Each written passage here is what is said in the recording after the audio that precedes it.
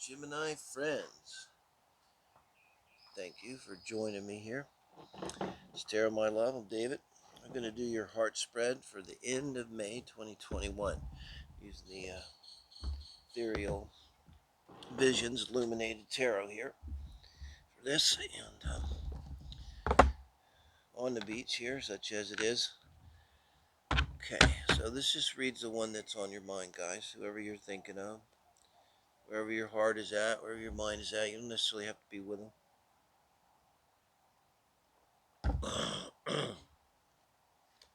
No, this is going to be you in and around relationships, where your mind is at, where your heart is at, and you're showing up with the Eight of Cups. Now, in this position, I often see this as not necessarily about your person, so I don't think you're about to leave the person from this card that we're talking about here.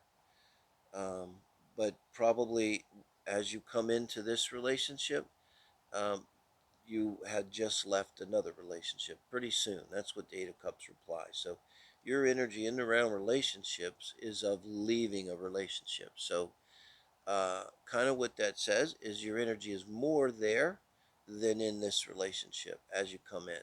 Doesn't mean it's a deal breaker. Happens all the time. um, not all of us take years out to have closure before we start another relationship, right? Now your person comes in very solid. This is about the perfect thing to get here. So what does this mean? In and around relationships, where they're not dealing with the relationship, uh, past relationship, the emotions of Eight of Cups, a past relationship. They are really solid. They are ready and really ready. They're not obsessed with love or anything. They are mature and ready for a committed long-term relationship or a marriage, and that's kind of where they're at. If you were to talk to them, they might say, I'm really feeling like I'm ready. I'm ready for a family. I'm ready to settle down. So interesting. Very good so far. I like it. This is you. This is them. Now this is you once you're in the relationship. Very interesting here, with the Wheel of Fortune card. Now Major Arcana. This is you once you're in the relationship, and this is showing me how you feel towards your person here, Gemini. And I think with the Wheel of Fortune is you feel with them that there's something really special. And the Wheel of Fortune is usually positive. It usually turns in your favor. But here in this, where it's looking at how you feel in the relationship in relation to them, I think it feels like to you like this is a great opportunity. Like maybe this is why you're kind of just a little bit jumping the gun, like you're still dealing with that old energy. But it's like you found something that to you feels so good. It feels like a soulmate. Feels like feel like you're tapping into some bigger life process. Major con is always everything bigger than us, the fate and destiny stuff. And it's a really good feeling to have in a relationship, especially with them coming in as a Four of Wands. I mean, they're prepared to receive you, you know? Wow. And the Ace of Swords. Man, okay. Well, I got a real strong feeling with this. You had a conversation, and um, they basically said to you, like, I don't care if you're still thinking about your past person, if you still love them, if you love me and you want a relationship with me, I'm all in. I want you. I'm ready. They were like, and they would be towards you. And this might be why you're feeling this Wheel of Fortune, because they are so certain and so strong, and they're giving themselves so completely with the Ace of Swords. Ace of Swords is really good here. It's not any kind of negative thing. It's not about cutting off anything. That's not what this is about. This is them making a very strong statement. It also comes in mind like if they would stand up for you if that's necessary, um, verbally and forcefully. Be your cavalier, as it were. Seven of Swords. Now, this is your vice in and around the relationship. So the universe is not going to tell you to cheat, lie, and steal. So what it's about is strategic thinking. The advice is that you need to think strategically. And I'm going to tell you what, I think this is about your past stuff. You're still trying to extricate yourself. Remember, they're there to help you. Now, this could be like if your ex, like,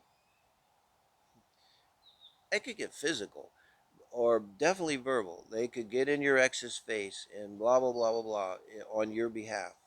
I don't know if you want that, but that's there. And I think this is advising you that you have to be careful and think strategically. And I think, too, there's the advice of that there's kind of danger.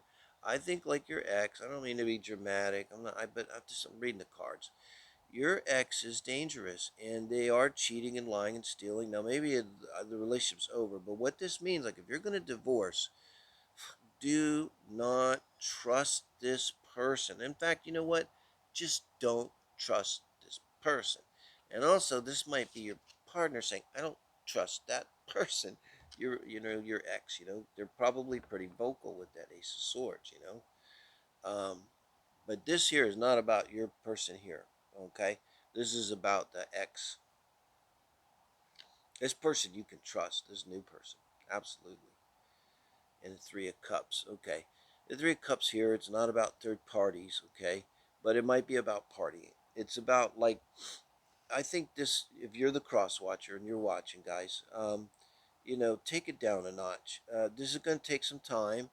And I think, like, I don't see any reason why your person isn't doing what they can. They understand with this Wheel of Fortune. They understand. The Gemini understands that they're in the middle of something big and important, and they're not going to pull out or anything. It's just going to take some time. And this is kind of the universe saying to you, it's like, calm down a little bit. Like, take it down a notch, because I think you're being a little heavy, maybe, because you want this uh, marriage and stuff, maybe. So that's what the Three of Cups there is. So it's literally like, literally like go out and do something really fun and have a great time and just don't talk at all about any of this shit that you guys are probably having to talk about all the time. Go just really do something fun.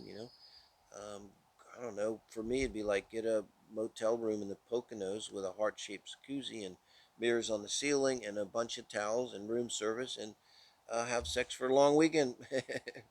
But whatever that is for you, right? And look, here's again your advice from Spirit, lovers. It's like just what I said.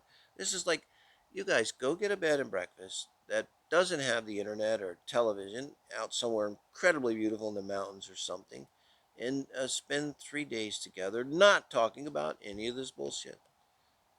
Because you know you have a relationship too here. Thank you, thank you, thank you, thank you, thank you, thank you, thank you, thank you, thank you, thank you, thank you, Spirit. That is the most beautiful reading I've seen in a long time. Guys, the lovers and the Ten of Cups together. This is the advice from Spirit. Okay? And the outcome. Invite me to the marriage. Guys, seriously. Invite me to the marriage. I would love it. Probably won't come. I want to be invited. Wow. Thank you.